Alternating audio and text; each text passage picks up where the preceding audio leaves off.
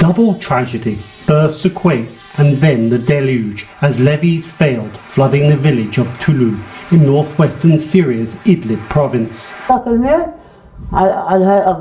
What happened couldn't be described by the roar of water we used to hear.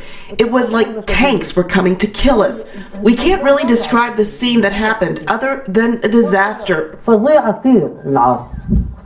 The Tulu village, like the rest of the region, was already reeling from the devastating earthquake. But with continuous aftershocks, levees protecting the village from the waters of the Orontes finally gave way.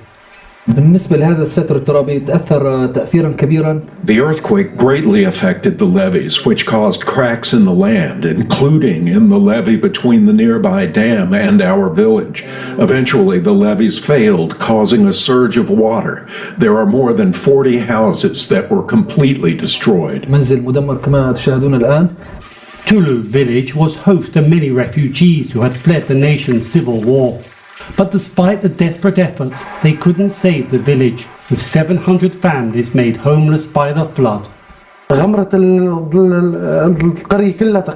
truth is that the village is completely flooded with water, and people are displaced from all their homes. We, as the residents of the village, try as much as we could to close the levees so that this disaster would not happen. But it did not work out. And what happened? And unfortunately, the flood happened.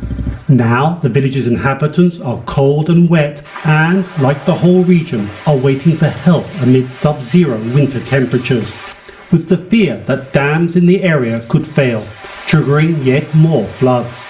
الخطة حاليا We are currently asking everyone, whether organizations or countries, to help secure the situation and to shelter people fleeing the earthquake and floods as soon as possible and to meet the needs of the people, because most of the residents who fled the village left without carrying anything. While international aid is slowly arriving in Syria, for isolated places like the Tulu village inundated by water, residents could be waiting as it takes time for assistance to arrive. Dorian Jones, VOA News, Istanbul.